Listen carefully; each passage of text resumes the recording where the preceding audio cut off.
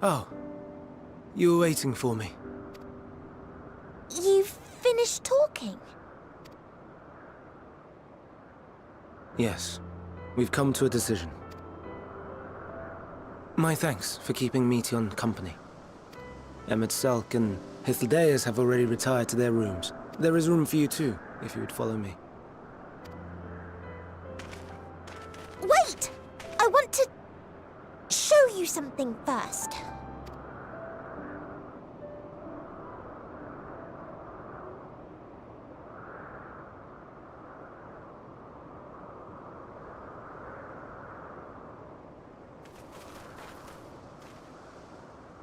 Elpis flowers? Go on.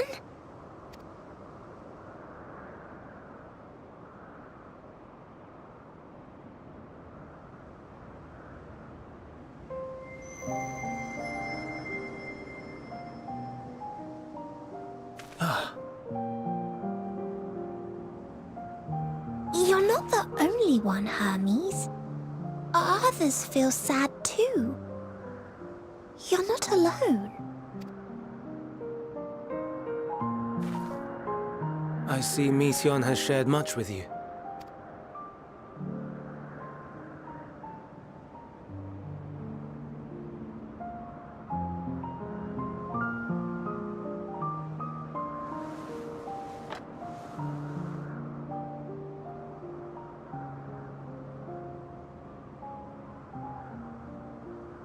May we talk a moment?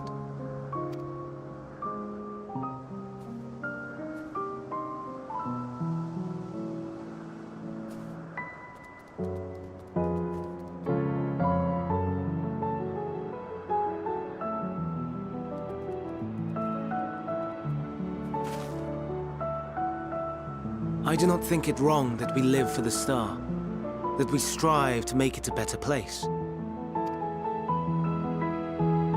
And yet, in carrying out my duties here, there are times when I am plagued by doubt. Do you recall what Hythlodaeus said when we first spoke of my nomination? Death is the privilege of those who have fulfilled their purpose, a choice they embrace of their own free will. And when they depart, it is always beautiful. Perhaps it is, but only for man. Creations that he deems useless are discarded with nary a second thought. Some scarcely born into the world, afforded a handful of breaths before life and potential are abruptly extinguished. We make an effort to spare them the pain. But they sense what awaits. Rage and anguish and cower and fear. And it is not beautiful. Yet no one cares. No one. So fixated are we upon the duty that we do not pause to question the method. Pain and suffering, confusion and despair, writ plain in the eyes of those poor creatures. Yet no one sees. We turn a blind eye and carry on in blissful ignorance. Nor to miss. And always, always the blossoms shine pure and white. A contradiction so blatant I could scream, want to scream. How can you all accept this aberration? Then I wonder, am I the aberration for thinking thus? And I am filled with dread. But now I know I'm not alone. Not the only one for whom the flowers weep. I won't ask what you thought as you kneeled beside the Elpis, or if you only did it at Meteion's insistence. Nevertheless, I thank you. To know that you too have experienced suffering is a comfort.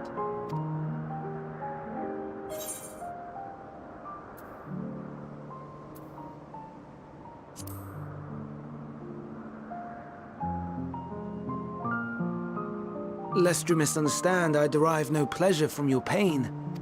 It's just the fact that you are still here in spite of your suffering gives me heart.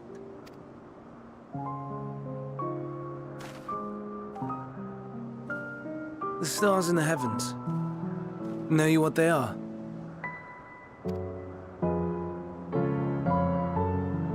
Though it is too far to tell, each glittering light could be a world not unlike Aetheris. A world filled with life, so many stars, so many lives. For us, there may be no higher purpose than to live for our world. But what of the other living beings out there? What is it that gives their lives meaning?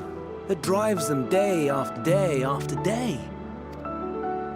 To pose that question to our undiscovered cousins, I created beings of dynamis, who can traverse the vast emptiness between the stars. Meteion and her sisters. Aye, sisters. She has a great many of them, and they have already departed on their journey, traveling to one star and then the next in search of life, as one might expect. Exploration on such a grand scale is rife with difficulties, and thus far I've naught to show for it. But I have faith that we will make some manner of discovery ere long. And when we do, I should be glad to share our findings with you, in gratitude for your kindness. It's getting rather late. We had best find our beds. It would not do for both of us to be sleep-deprived on the morrow. Come, Meteon. Let us head back. All right.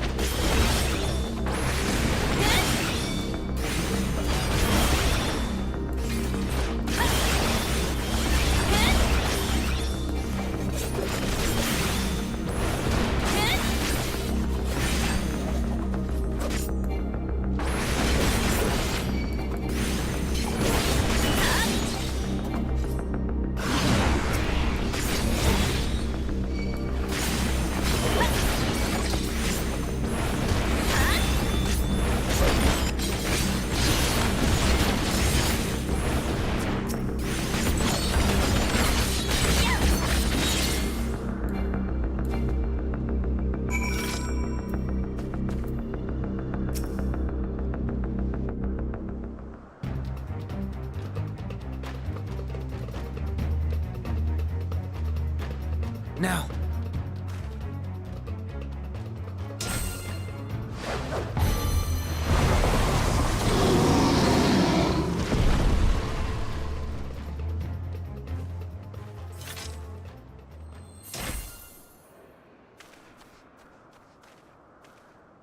Oh. Forgive me. Please, forgive me. May you and your kin find peace. Wherever your souls may drift in the underworld, may you find tranquil seas.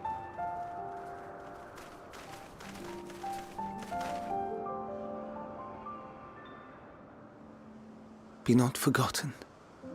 In concept endure. To reclaim form and one day live again. Serve not the star, or any purpose save your own. Live again, if that be your desire.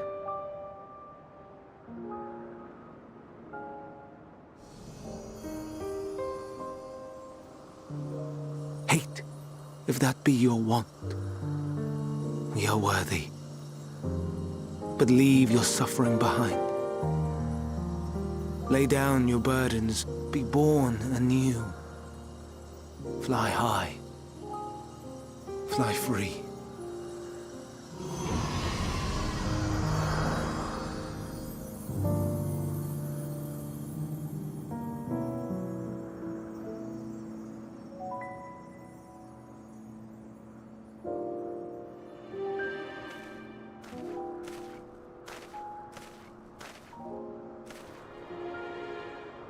Join the convocation, Hermes.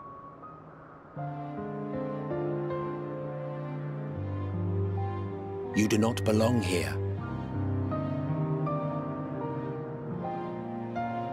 Leave to replace another. To be replaced. It changes nothing.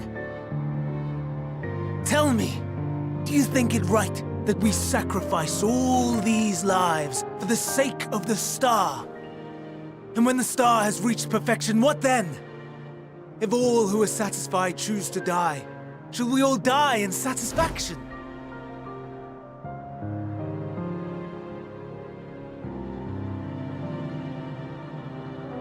I do not know. Were I to take up the seat of Fandaniel, it would be tantamount to approving my predecessor's death.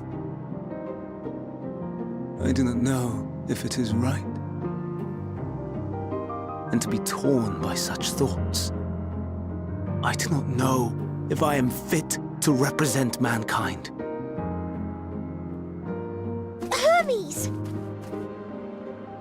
Please don't be angry. It hurts so.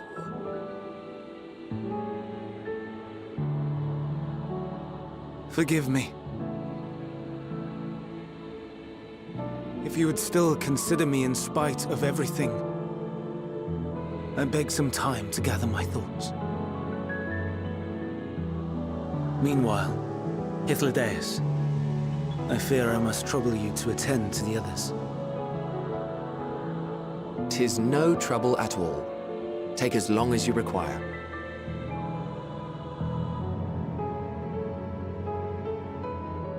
And you, my friend, I pray you find that which you seek.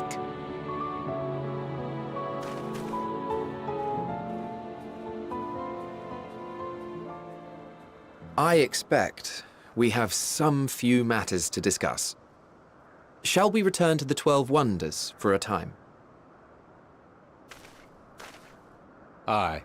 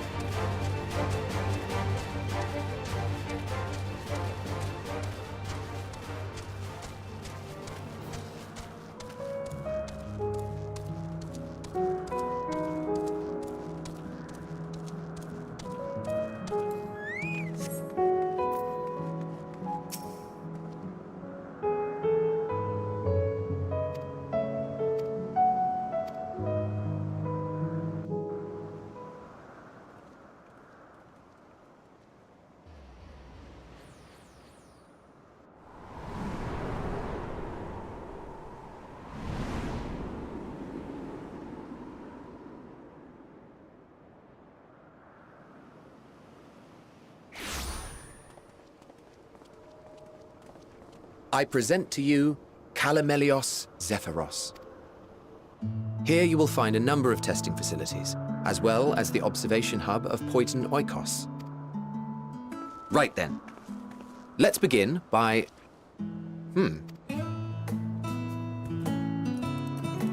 Well, well, an Arrhaeus. How delightful.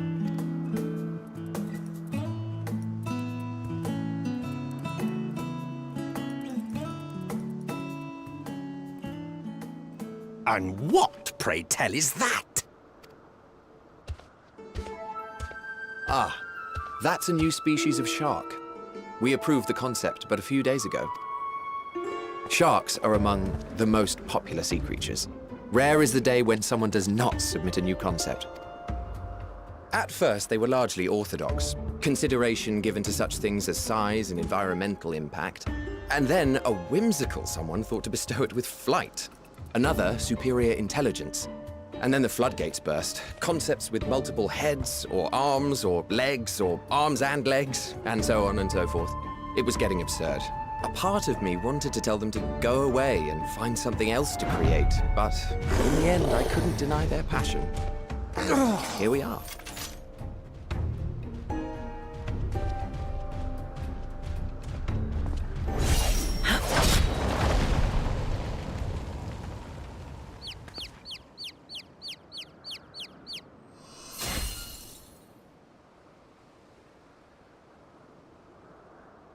That was too close.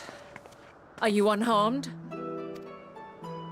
Well now, if it isn't a pair of familiar faces. Banar, that we should meet you here.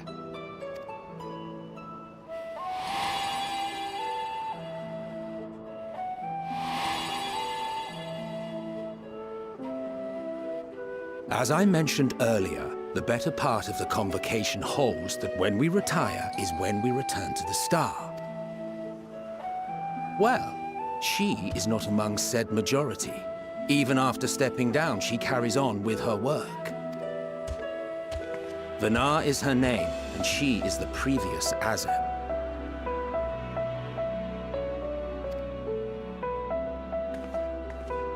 It has been a while, Hythlodaeus. You look well. Less so, Emmet Selk. I dare say the lines upon your brow have both deepened and doubled in number.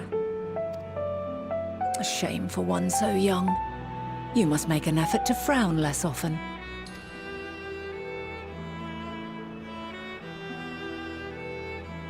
Easier said than done, thanks to your unruly successor. How is she, if I may ask? Incorrigible as ever. Rushed headlong into a volcano on the brink of eruption just the other day. I should be glad to share the tale in its entirety later, if you're so inclined.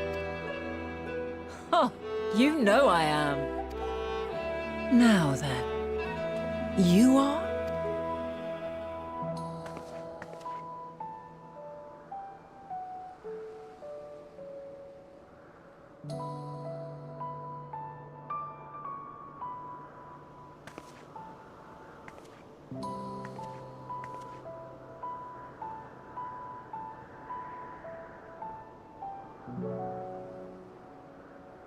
I say, have you perchance come from the future?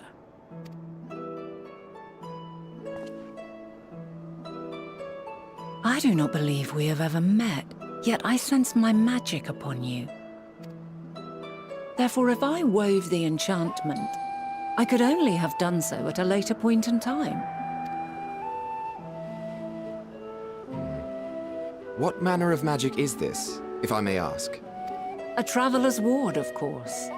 It prevents the corruption of one's ether.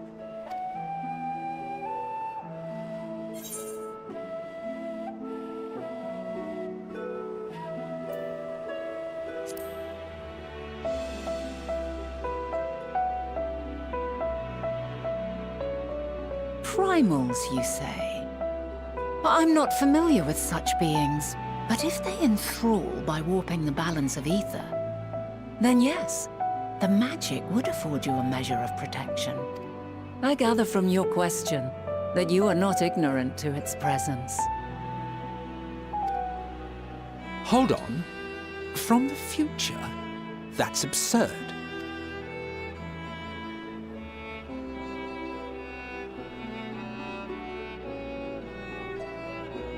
What is it? Are you unable to speak of the matter?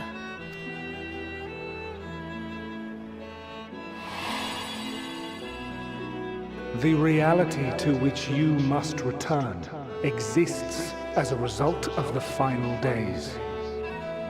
You cannot reshape the past to undo the tragedies of the present.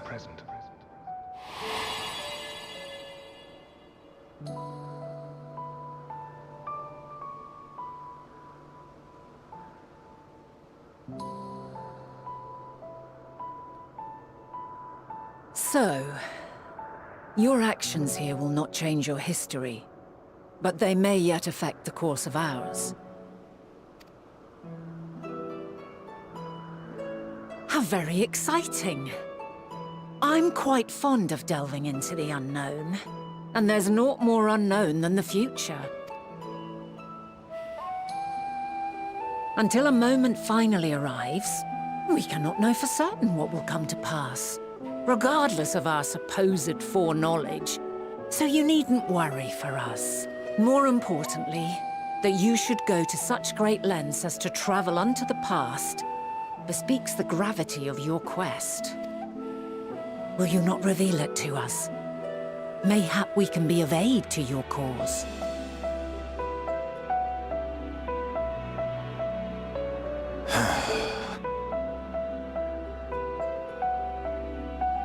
If this is true, then you've been keeping quite the secret to yourself. As a representative of the Convocation, I will hear it all. Your identity, purpose, everything.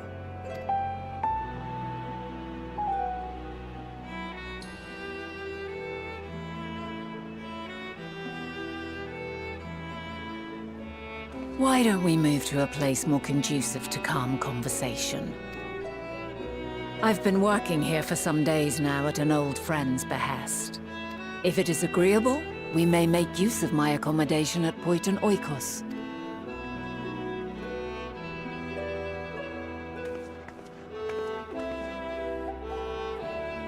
We were meant to meet. I am certain of it. Else I wouldn't have marked you so clearly, and sent you unto myself in the past. It's precisely the sort of mischief I would get up to. And quite inspired, if I do say so myself.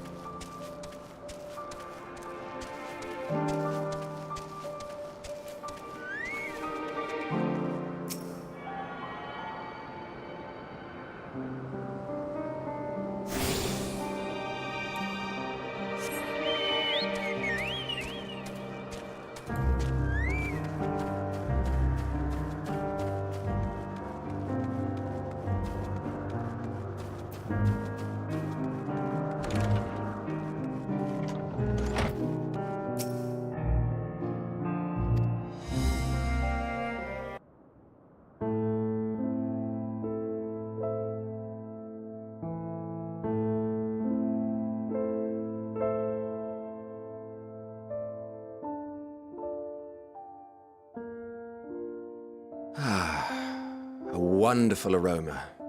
I feel more relaxed already. Would that I had sweetmeats to offer, but I travel light out of habit.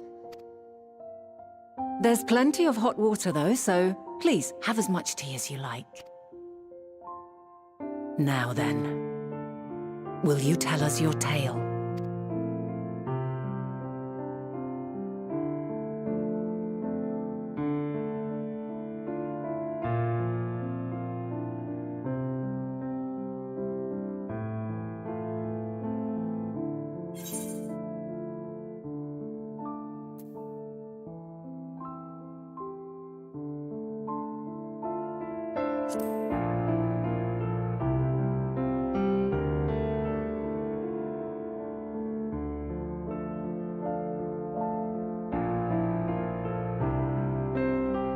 Why don't you start from the beginning?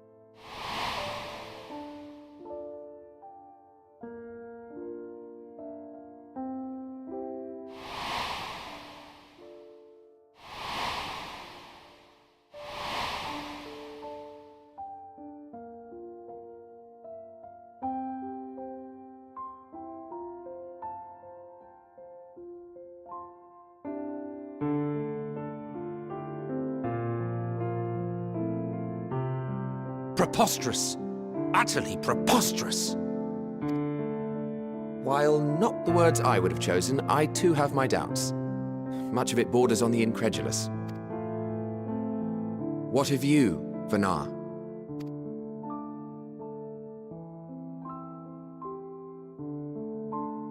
Not knowing the precise details of the first final days, it is difficult to determine the veracity of the tale. Supposing it is all true, I must ask myself why I would do what I did. Why would I feel I had no recourse but to oppose the 14 and create this Hydaelyn? Circumstances change, of course, but it would not have been an easy decision regardless.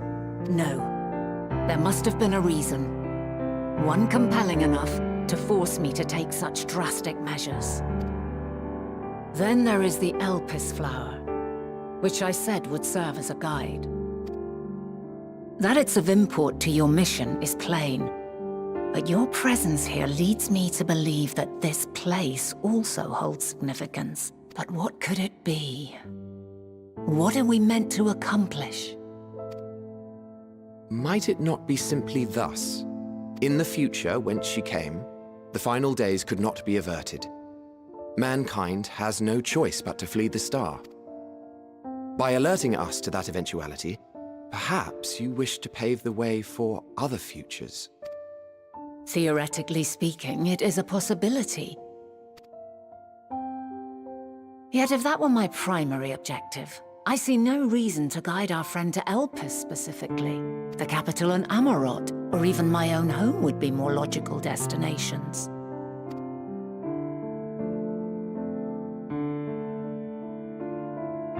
True. I note also that Hydaelyn did not specify a point in time to which she must return.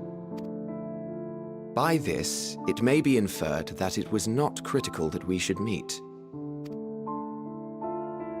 Alternately, she had reason to believe that our paths would converge, coincidental though it may seem.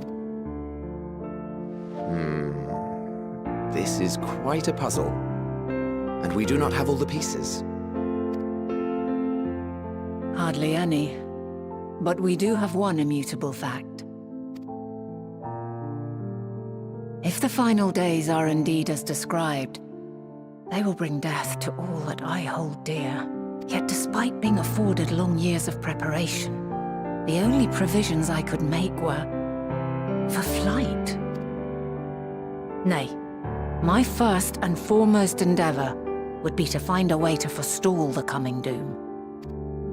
Given that even the 14 failed, mayhap you deemed it impossible. Nothing is impossible. This I have always believed. And if Hydaelyn is indeed me, she would believe the same.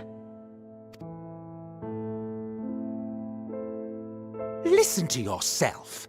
Are you seriously entertaining the notion that you are a messianic figure in some far-fetched tale?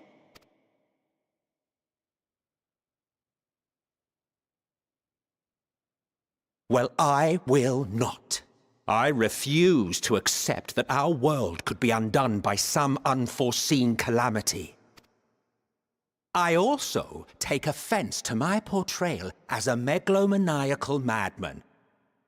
To sacrifice oneself for the star is a noble act, and I would hold those who gave themselves to this zodiac in the highest esteem.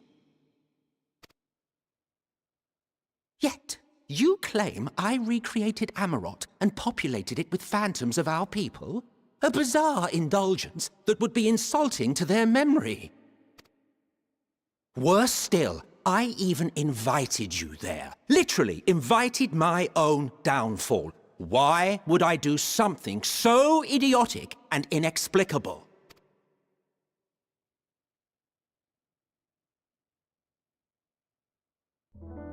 Now, I will allow that the hypothetical task of restoring our world would be daunting in the extreme. The thought of having to bear such a burden for 1,000 lives horrifies me. But I would never forsake my duty. I would never forsake my brethren.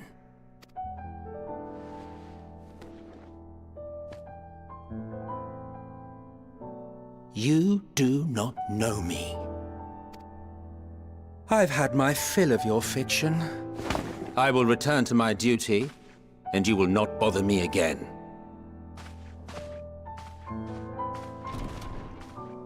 Emmett Selk! Wait!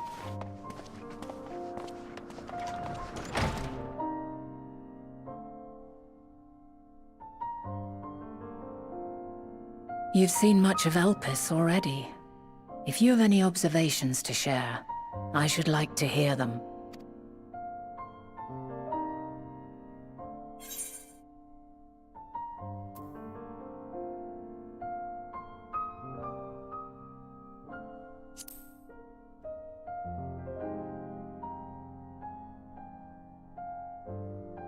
Hermes and his creation Meteon, you say? If Dynamis is the self-same energy as Akasha, as it likely seems, then those two may well be at the center of the calamity to come. This warrants further investigation. With that settled, it is time for action. The missing pieces of the puzzle are here, I'm certain of it. And when you find them, the picture my future self has painted will be complete, and you will have your answer. And suffice it to say, I will aid you in your quest.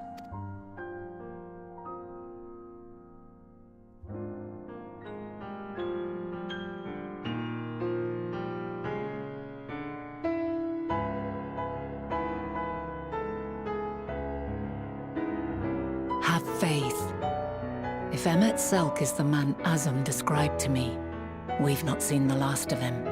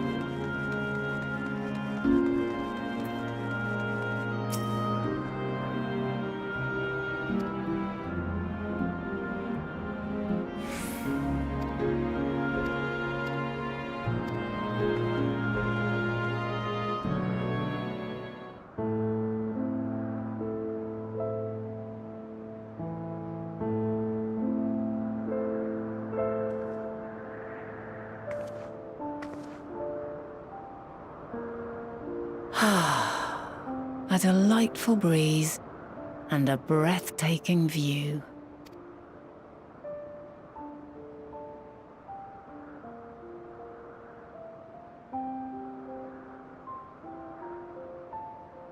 What is it like in the future?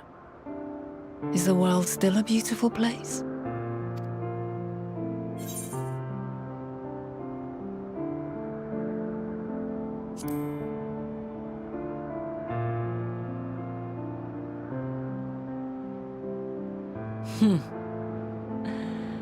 I swear I could hear the glimmer in your eyes and the adoration in your voice.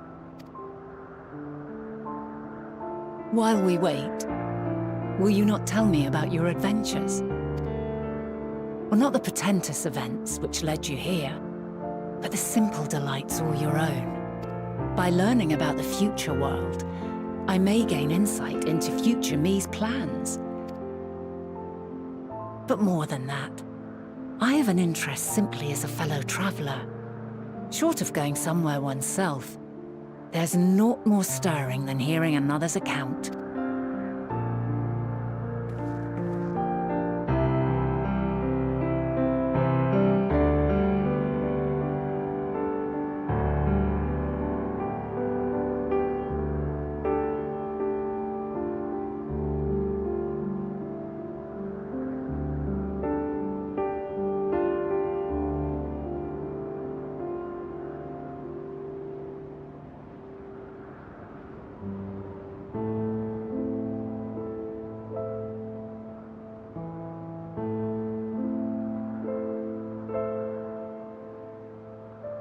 Incredible. Would that I could have been there to see it.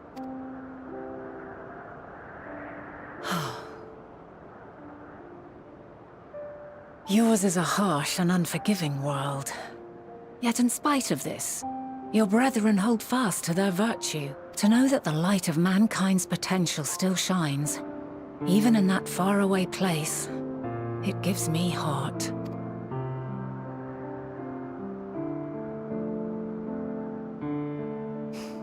Thank you for regaling me with your tales. I will treasure every word. As you know, I was once a scholar. And among other things, I sought to understand the workings of the world. What exactly is ether? How formed the laws of nature? Whence sprung mankind? Riddles and mysteries beyond counting. Over the years, I have managed to find answers to some few of them. Yet rather than attain a sense of mastery, the more I understood, the more I came to hold the world and its miracles in awe. We too are miracles, each and every one of us, born of the warm breath of life that traverses the heavens, swirling through eternity. When I fully grasped the improbability of our existence, nothing felt impossible anymore. If it could be imagined, it could be done.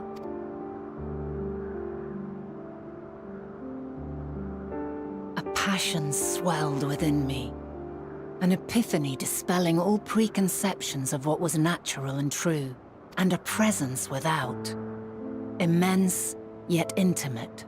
Fate, perhaps, holding us in its tender embrace. As reassuring as it was intimidating. How keenly aware I became of creation's fragility, built as it is upon precarious happenstance. I was overcome with an irrepressible urge to know the world more intimately, to hear its voice, feel its breath. I ventured forth on a journey that very day. So very long ago now. Freed from presumption and prejudice, I saw the world through a newborn's eyes. Everything fresh and new, and so beautiful. Lands that stretched on forever. Skies one could drown in. The heartbeat of nature. Silent yet strong, and amidst it all a people, beacons of light and life, Laughter that warmed my heart like naught else before. They are my meaning, and my purpose, my love. And so long as they need help, I cannot return to the star. Perhaps my future self is still waiting for it. A moment she can let go and walk unto the end. Safe in the knowledge that man will find his own way.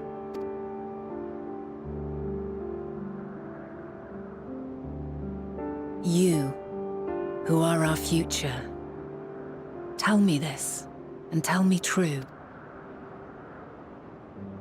Has your journey been good? Has it been worthwhile?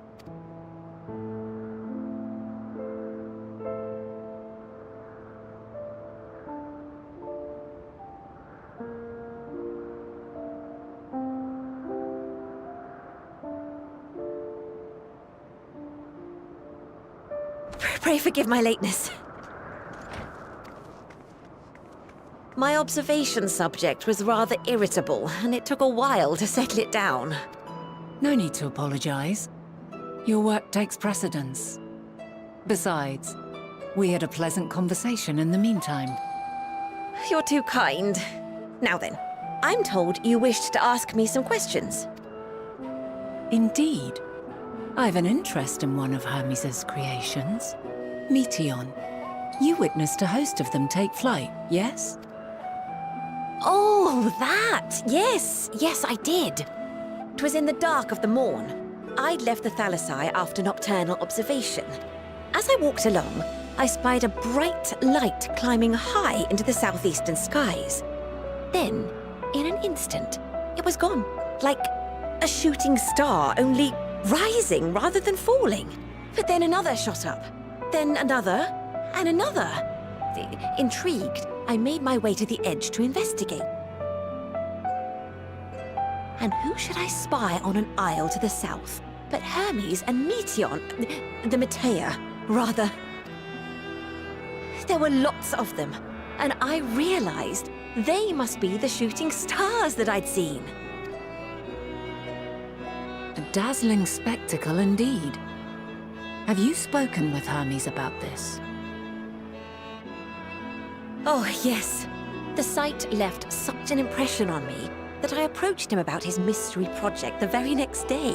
Alas, he said that he couldn't reveal anything just yet, that he needed to conduct further tests. It shouldn't be long now, though. He often returns to that isle, and I have a feeling he's nearing a breakthrough.